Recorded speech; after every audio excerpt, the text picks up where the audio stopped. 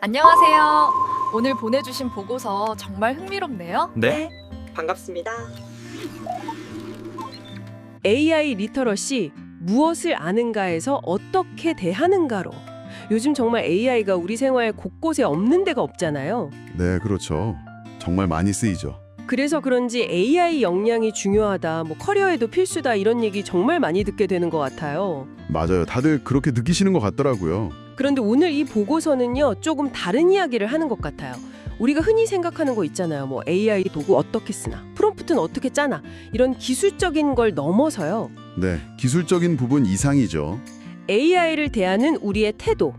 이 태도가 어쩌면 훨씬 더 중요할 수 있다, 이렇게 말하고 있거든요. 왜 그럴까요? 그게 AI라는 게 단순히 정보만 찾아주는 게 아니잖아요. 그렇죠.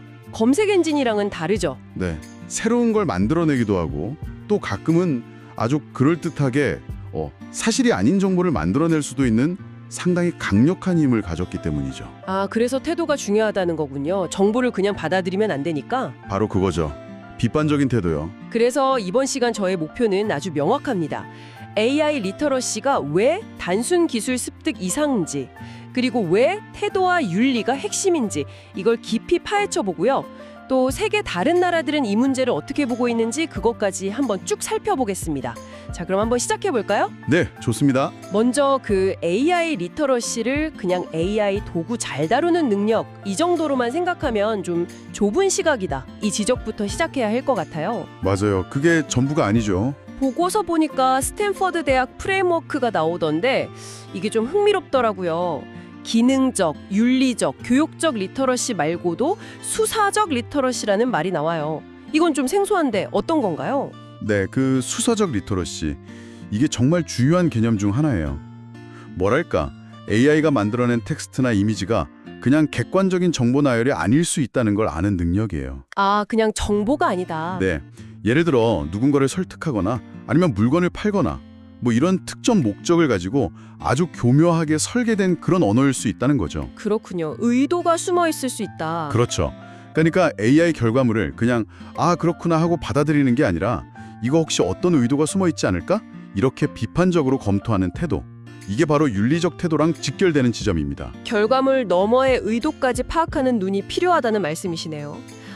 그리고 최근 OECD 문서를 분석한 국내 연구에서도 KSA 프레임워크라는 게 나왔다고요. 이것도 태도를 강조한다고요. 네, 맞습니다. KSA, 지식, knowledge, 기술, skills, 그리고 태도, attitude의 약자인데요. 이 프레임워크에서도 태도를 핵심 역량으로 꼽고 있습니다. KSA, 구체적으로 어떤 내용인가요? 첫째가 지식, 그러니까 AI 원리나 개념, 윤리 기준 같은 걸 아는 거고요. 둘째는 기술, AI로 문제를 해결하고 비판적으로 생각하고 또 창의적인 결과물을 만드는 능력, 그리고 마지막이 바로 태도인데요. 이게 중요해요. 예를 들면 다른 사람 입장에서 생각하는 공감 능력, 또 기술을 쓸 때 윤리적인 면을 고려하는 자세, 그리고 내가 만든 결과에 대한 어떤 책임감, 이런 것들이죠. 아, 지식, 기술, 태도, KSA. 긴밀하게 연결돼 있어요. 특히 태도는 비유하자면 배의 조타키 같은 역할이에요. 지식과 기술이 올바른 방향으로 가도록 이끌어주는 거죠. 조타키요? 네, 예를 들어서 윤리적인 책임감, 즉 태도가 부족한 사람이 뛰어난 AI 활용 기술만 가지고 있다면 어쩌면 사회에 해를 끼칠 수도 있는 거니까요. 와, 그러네요. 기술만 있다고 다 좋은 게 아니군요. 그 기술을 어떤 마음으로, 어떤 방향으로 쓰느냐 하는 태도가 근본적으로 더 중요하다, 이 말씀이시네요. 정확합니다. 그럼 유네스코나 미국의 ARlit.org 같은 국제적인 기준들도 비슷한가요? 이런 태도를 강조하는 추세인가요? 네, 전 세계적인 흐름도 명확히 그 방향이에요. 유네스코 같은 경우 AI 리터러시에서 기술 그 자체보다는 오히려 인간 중심적인 사고방식, 그리고 AI 윤리, 이걸 가장 먼저 또 가장 중요하게 강조합니다.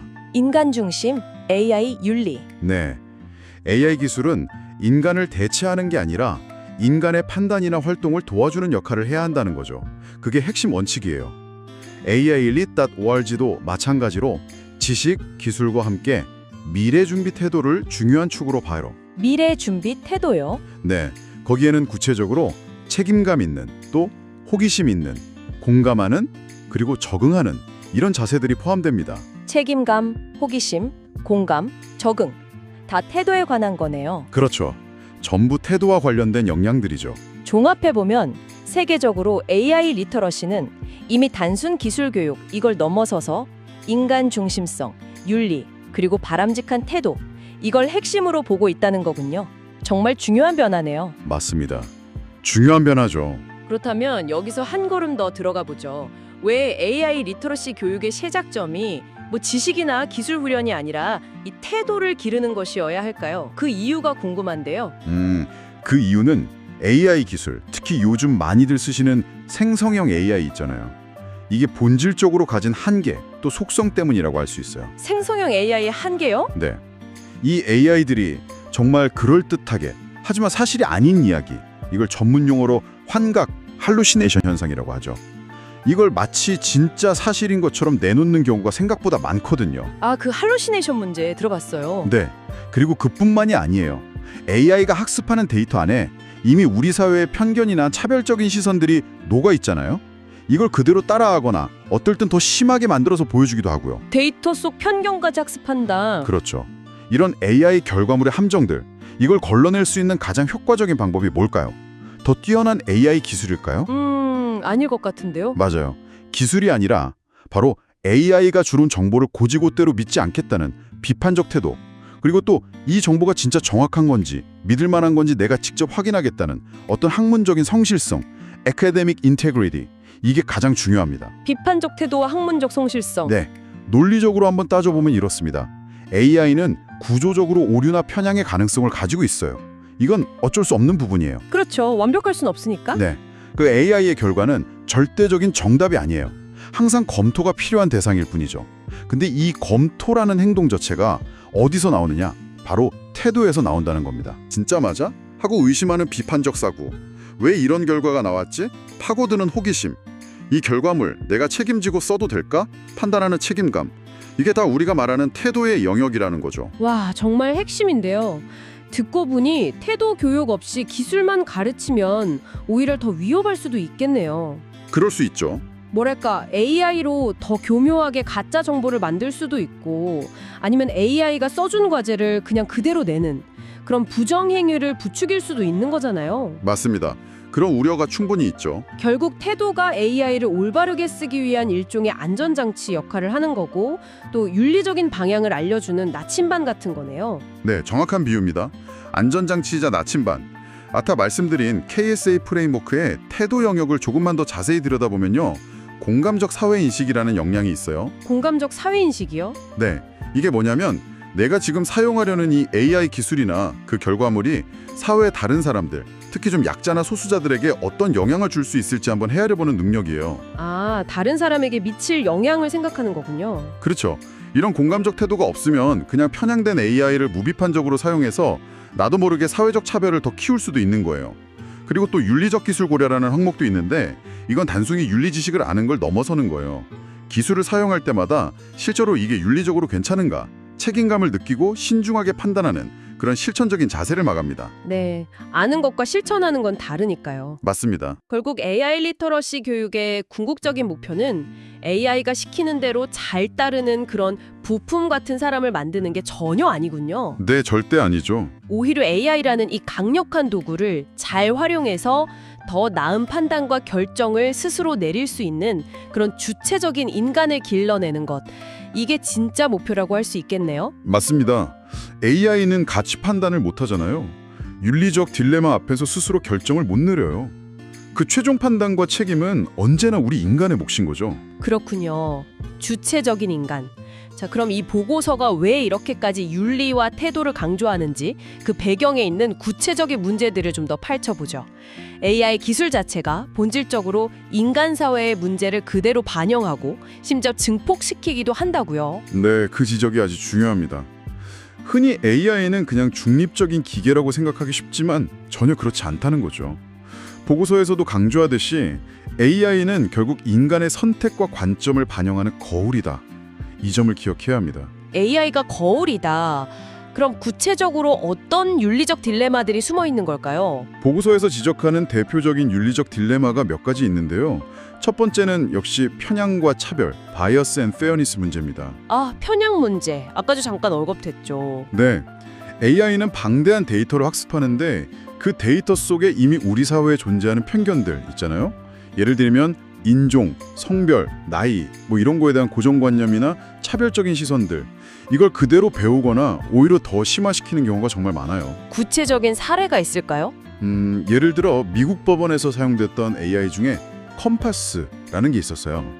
피고의 재범 유형을 예측하는 AI였는데 분석해보니 흑인 피고의 재범 유형률을 백인 피고보다 훨씬 높게 예측하는 경향이 발견됐죠. 네.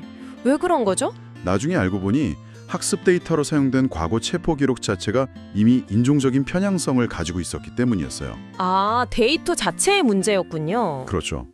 또 다른 예로 이미지 생성 AI 미드저니에게 전문직 종사자를 그려달라고 요청했더니 유독 나이 든 사람은 거의 대부분 남성으로만 그리는 성별 편향성도 나타났고요. 그렇군요. AI가 뭔가 객관적일 거라는 그런 막연한 믿음은 버려야겠네요. 네, 반드시요. 대신 이 결과가 혹시 특정 집단에게 불리하진 않을까? 이렇게 좀 소수자 입장에서 공감적으로 의심도 해보고, 또 어떤 데이터를 학습했길래 이런 결과가 나왔지? 하고 호기심을 가지고 질문하는 태도가 정말 필수적이겠습니다. 맞습니다. 그게 바로 우리가 말하는 태도죠. 자, 그럼 두 번째 딜레마는 뭔가요? 두 번째는 투명성 부족과 책임의 공백 문제입니다. 투명성 부족과 책임 공백. 좀 어려운데요. 네, 딥러닝처럼 아주 복잡한 구조를 가진 AI들은요, 그 속에서 어떻게 작동하는지 우리 인간이 완벽하게 이해하기가 어려울 때가 많아요. 그래서 흔히 블랙박스라고 부르잖아요. 아, 블랙박스 들어봤어요. 네, 이것 때문에 AI가 왜 특정 결정을 내렸는지 그 이유나 과정을 명확하게 설명하기가 어려워요. 이걸 설명 가능성 부족이라고 하고요.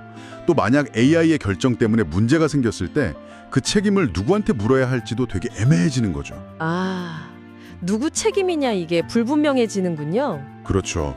실제로 많은 AI 모델들이 어떤 데이터를 학습했는지 제대로 기록을 안 남기는 경우도 많고요.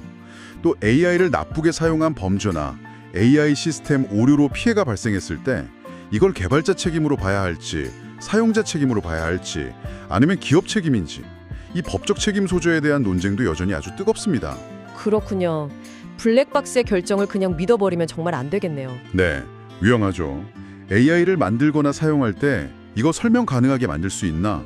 이런 설명 가능성을 최대한 확보하려고 노력해야 하고, 또 자동화된 결정에는 반드시 사람이 감독하는 휴먼 오버사이트, 장치를 두려는 그런 책임감 있는 태도가 정말 중요해 보입니다. 아주 정확한 지적입니다.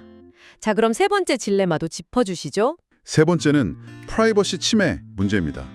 이건 아마 많은 분들이 걱정하실 것 같아요. 네, 프라이버시 문제 민감하죠. AI, 특히 머신러닝 모델 성능을 높이려면 정말 어마어마하게 많은 데이터가 필요하거든요.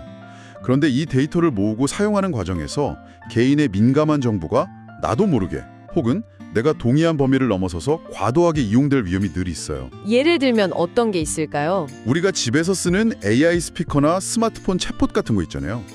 이런 기기들이 우리의 사적인 대화를 녹음하거나 분석해서 활용할 수 있다는 우려, 또 그런 실제 사례들이 계속 보고되고 있죠. 아, 엿듣는다는 그런 걱정들. 네, 또 챗GPT 같은 대규모 언어 모델 LLM을 학습시킬 때 사용된 엄청난 양의 텍스트 데이터 안에 개인을 식별할 수 있는 정보나 민감한 정보가 포함되어 있을 수 있거든요. 이게 사용자와 대화하다가 의도치 않게 답변으로 툭 튀어나올 수도 있다는 위험도 제기되고 있어요. 와, 개인정보 유출 위험이네요. 그렇죠. AI가 주는 편리함, 이걸 누리는 것과 내 개인정보를 지키는 것 사이에서 정말 현명하게 줄타기를 해야겠네요. 맞습니다. 균형이 중요하죠. 어떤 서비스를 이용할 때 내 개인정보가 어디까지 제공되고 또 어떻게 쓰이는지 명확히 알고 스스로 판단하려는 그런 주체적인 태도, 그리고 데이터 보안이나 프라이버시 보호가 중요하다는 인식을 갖는 태도, 이게 정말 그 어느 때보다 중요해지는 것 같습니다. 네, 필수적입니다. 이 외에도 보고서 보니까 딥페이크 같은 허위 정보 생성 및 조작 문제도 있고요. 여기에 대응하려면 비판적 사고가 필요하고, 또 AI 결과물을 그대로 믿지 않고 검증하려는 학문적 성실성도 중요하다고 언급되어 있네요. 네, 그런 문제들도 다 중요한 윤리적 과제들이죠. 자, 이렇게 AI 리터러시에서 태도와 윤리가 왜 중요한지 그 배경에 있는 문제점들까지 살펴봤는데요. 그럼 이제 시야를 좀 넓혀보면 좋겠습니다. 세계 주요 국가들은 이런 AI 리터러시 교육에 어떻게 접근하고 있을까요? 네, 그 부분을 비교해보면 또 흥미로운 점들이 많습니다. 보고서에서 미국, 중국, 일본, 한국 이렇게 4개국을 분석했던데 각 나라가 AI 시대를 어떻게 준비하고 있는지, 특히 어떤 태도를 중요하게 보는지 이걸 엿볼 수 있다고요. 네, 맞아요. 국가별로 추구하는 가치나 전략에 따라서 AI 리터러시 교육의 강조점이나 방식에 아주 뚜렷한 차이가 나타납니다. 그래요? 먼저 미국은 어떤가요? 미국 같은 경우는요, 유치원부터 고등학교까지, 그러니까 K-12 교육 단계에서 AI 리터러시를 강조하는 경향이 아주 강해요. 특히 캘리포니아주는 2025년부터 모든 학생에게 AI 리터러시 교육을 의무화할 예정이라고 하죠. K-12부터 의무화요. 상당히 빠르네요. 네, 근데 미국 접근 방식에서 우리가 주목해야 할 점은 이게 단순히 기술 교육에만 머무는 게 아니라는 거예요. 훨씬 더 큰 틀, 그러니까 민주시민 교육이라는 관점에서 AI 리터러시를 다룬다는 점입니다. 민주시민 교육이요? AI 교육이랑 어떻게 연결되죠? 미국 교육부 가이드라인을 보면 차별 금지나 시민권 보호, 이걸 AI 교육의 최우선 원칙으로 강조하고 있어요. 즉, AI 기술이 가져올 수 있는 어떤 사회적 차별이나 불평등 문제에 대해서 비판적으로 대응할 줄 알고 또 기술을 공정하고 책임감 있게 사용할 줄 아는 그런 시민, 이런 시민을 길러내는 것이 미국식 AI 리터러시 교육이 지향하는 핵심적인 태도라고 볼 수 있습니다. 아, 기술을 넘어서 공정성, 시민권 같은 가치를 중심으로 AI 시대를 준비하는 태도를 가르치려는 거군요. 그렇죠. 그렇다면 AI 굴기를 외치면서 국가적으로 AI 역량 강화에 막 힘쓰고 있는 중국은 어떤 관점일까요? 좀 다를 것 같은데요? 네, 예상하신 대로 중국은 좀 다릅니다. 2030년까지 세계 1위 AI 강국이 되겠다는 그런 국가 목표 아래에서 AI 교육을 정말 강력하게 추진하고 있어요. 네, 뉴스에서 많이 봤어요. 초중 고등학교 교육 과정에 AI 내용을 아예 필수적으로 포함시켰고요. 세계 최초로 유치원생부터 성인까지, 그러니까 전생의 주기를 다 아우르는 AI 교과서를 개발해서 보급하기도 했죠. 유치원생부터요? 대단하네요. 네, 학년별로 목표도 아주 체계적으로 설정했어요. 초등학교는 흥미 유발, 중학교는 원리 이해, 고등학교는 프로젝트 활용, 이런 식으로요. 한마디로 말하면 국가 주도의 아주 강력한 하향식 전략을 통해서 AI 기술 인재를 아주 어릴 때부터 대량으로 양성하는 데 초점을 맞추고 있는 거죠. 기술 인재 양성. 네, 물론 윤리 교육도 포함되어 있기는 해요. 하지만 가장 우선시되는 가치는 역시 국가 경쟁력 강화입니다. AI를 국가 발전의 핵심 도구로 보는 태도가 강하게 반영되어 있다고 할 수 있죠. 미국의 공정시민 양성과는 목표 설정에서 좀 차이가 있습니다. 국가 경쟁력 확보를 위한 도구로서 AI를 잘 다루는 인재, 그런 태도를 강조하는 거군요. 이와 달리 일본은 또 접근 방식이 상당히 독특하다고 들었어요. 어떤 점이 다른가요? 네, 일본은 또 달라요. 초중고보다는 모든 대학생 그리고 고등 전문 학교 학생을 AI 리터러시 교육의 핵심 대상으로 삼고 있다는 게 특징이에요. 아, 대학생 이상이군요. 네, 문과, 이과 구분 없이 모든 학생이 수리, 데이터 과학, AI 기초교육을 필수로 이수하도록 하고 있어요. 근데 더 흥미로운 건 교육 철학인데요. 철학이요? 네, 당장 뭐 프로그래밍 기술을 익히는 것보다 AI 기술이 사회에서 어떻게 쓰이는지 이해하고 또 AI를 배우는 것 자체에 즐거움이나 의미를 느끼게 하는 데 더 중점을 둬요. 즐거움과 의미, 좀 의외인데요? 그렇죠. 필수 교육 내용에도 보면 사회에서의 데이터 AI 활용 사례, 데이터 리터러시와 함께 데이터 AI 이용 및 활용상의 유의사항, 즉 윤리가 아주 비중 있게 포함되어 있어요. 윤리가 강조되는군요. 네, 이 아마도 고령화나 노동력 부족 같은 심각한 사회 문제를 안고 있는 일본의 상황과 관련이 있는 것 같아요. 미래 세대에게 기술 숙련 이전에 먼저 AI를 사회 문제 해결을 위해서 윤리적으로 활용하는 기초 소양, 태도, 이걸 심어주려는 접근 방식으로 보입니다. 기술을 사회 통합이나 문제 해결의 관점에서 바라보는 태도를 강조하는 거죠. 기술 자체보다 기술의 사회적 의미, 그리고 윤리적 활용 태도를 먼저 강조한다. 흥미롭네요. 자, 그럼 마지막으로 한국의 상황은 어떤가요? 한국의 AI 교육은요, 좀 오랫동안 소수의 엘리트 전문가 양성, 여기에 좀 집중되어 왔다는 평가가 많습니다. 엘리트 중심이요? 네. 실제로 OECD 조사에서도 일반 대중을 대상으로 하는 AI 리터러시 교육은 굉장히 미흡하다는 그런 결과가 나오기도 했고요. 정부 지원 사업 예산을 봐도 실제 AI 활용 능력이나 윤리 교육보다는 기술 개발 자체에 예산이 치중되는 경향이 좀 있었죠. 아, 일반인 교육은 부족했군요. 네. 근데 최근 들어서는 이런 한계를 좀 인식하고 변화를 시도하고 있어요. 전 국민 AI 일상화 실행 계획 같은 정책을 발표하면서요. 전 국민 AI 일상화요. 네. 여기서 AI 문해력, 리터러시, 그리고 AI 윤리 및 신뢰성 확보, 이걸 중요한 과제로 삼기 시작했습니다. 전환을 모색하고 있는 거죠. 다행이네요. 그런데 아시다시피 오랫동안 이어져 온 전문가 중심 정책의 관성도 있고, 또 학교 현장에서 당장 AI 교육을 담당하실 선생님들의 역량이나 관련 인프라가 아직 부족하다는 그런 현실적인 어려움도 여전히 큰 장벽으로 남아 있습니다. 현장의 어려움이 크군요. 네. 그래서 현재로서는 일부 민간 교육 단체나 사교육 기관들이 공교육이 채우지 못하는 부분을 좀 메워나가고 있는 그런 실정이라고 볼 수 있습니다. 요약하자면 한국은 소수 전문가 양성에 좀 집중하다가 뒤늦게 모든 국민을 위한 AI 리터러시의 중요성을 깨닫고 정책 방향을 바꾸려는 뭐랄까 일종의 추격형 모델이다, 이렇게 볼 수 있겠네요. 네, 그렇게 볼 수 있겠네요. 각국의 접근 방식이 정말 저마다 다른 가치와 목표를 반영하고 있다는 점이 아주 인상 깊습니다. 이 국가별 비교에서 우리가 주목해야 할 가장 중요한 포인트는 뭐라고 보시나요? 각국이 추구하는 핵심 가치, 예를 들어 미국의 공정성, 중국의 국가 경쟁력, 일본의 사회 통합, 이런 건 다 다르잖아요. 네, 다르죠. 하지만 결국 이 모든 다양한 접근 방식들은 하나의 본질적인 질문으로 돌아가는 것 같아요. 우리 인간이 AI라는 이 강력한 기술을 어떻게 현명하게 통제하고 또 어떻게 조화롭게 함께 살아가며 궁극적으로 어떤 미래 사회를 만들어갈 것인가. 바로 이 질문에 대한 각 사회의 고민과 답변이라고 볼 수 있습니다. 결국 큰 질문은 같군요. 그렇죠.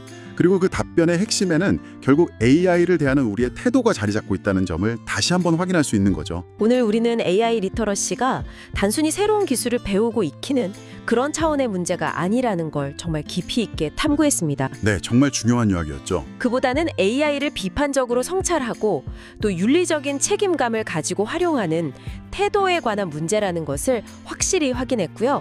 그리고 이런 태도가 AI가 본질적으로 안고 있는 여러 문제들, 편향성, 불투명성, 프라이버시 침해 같은 이런 윤리적 딜레마에 우리가 주체적으로 대응하기 위한 필수적인 전제 조건이라는 것도 알게 됐습니다. 네, 맞습니다. 보고서에서 유네스코 표현을 빌려서 이야기한 부분이 인상 깊었는데요. 우리가 AI 기술의 단순한 소비자나 사용자에 머물러서는 안 되고 AI 기술과 사회의 미래를 함께 고민하고 만들어가는 비판적 공동 창조자, 크리티컬 코 크리에이터로 성장해야 한다고요. 비판적 공동 창조자. 멋진 표현이네요. 네, 그러기 위해서는 AI 리터러시 교육 역시 정답 빨리 찾는 기술, 이걸 가르치는 데 머물러서는 안 될 것 같습니다. 오히려 AI를 정답으로 여기지 않고 끊임없이 질문을 던지는 태도, 이걸 길러주는 방향으로 나아가야 한다고 제언하고 있습니다. 바로 그 점이 핵심이라고 생각합니다. AI가 내놓은 그럴듯한 답을 봤을 때 그냥 받아들이는 게 아니라 이거 진짜 사실일까? 이 답은 혹시 누구의 관점이나 이익을 반영하고 있는 건 아닐까? 혹시 이 답 때문에 보이지 않는 곳에서 누군가 소외되거나 피해를 보고 있지는 않을까? 이렇게 끈질기게 되물을 수 있는 태도. 네, 끊임없이 질문하는 태도. 네, 아까 이야기했던 것처럼 책임감 있고 또 호기심 많고 그리고 공감하는 바로 이 태도들이야말로 정말 빠르게 변화하는 이 AI 시대에 우리 인간의 고유한 가치와 주체성을 잃지 않고 살아가는 길이 될 거라고 믿습니다. 책임감, 호기심, 공감. 네, 그래서 오늘 이야기를 마무리하면서 이제 당신께 이런 질문을 한번 던져보고 싶습니다. 네, 어떤 질문이신가요? 앞으로 당신께서 AI를 마주하고 환영하실 때 단순히 편리한 답을 얻는데 만족하지 않고 어떤 질문을 던져보시겠습니까? AI가 내놓은 결과물 그 자체에 대해서, 그리고 그 결과가 당신과 우리 사회에 가져올 수 있는 영향에 대해서 말입니다. 당신이 던지는 그 질문 하나하나가 바로 AI 시대를 살아가는 우리의 주체적인 태도의 시작이 될 수 있고요. 또 더 나은 미래를 만들어가는 첫걸음이 될 수 있다고 생각합니다. 네, 스스로에게 계속 질문을 던지는 태도, 정말 깊은 울림을 주는 마무리 말씀인 것 같습니다. 오늘 저희와 함께 이 깊이 있는 탐구를 함께 해주셔서 정말 감사합니다. 저도 즐거웠습니다. 다음 시간에 또 흥미로운 자료와 함께 찾아뵙도록 하겠습니다. 고맙습니다. 감사합니다. 같이 춤춰봐요. 신나는 시간 새 친구와 함께 모두 뛰어봐요. 구독과 좋아요.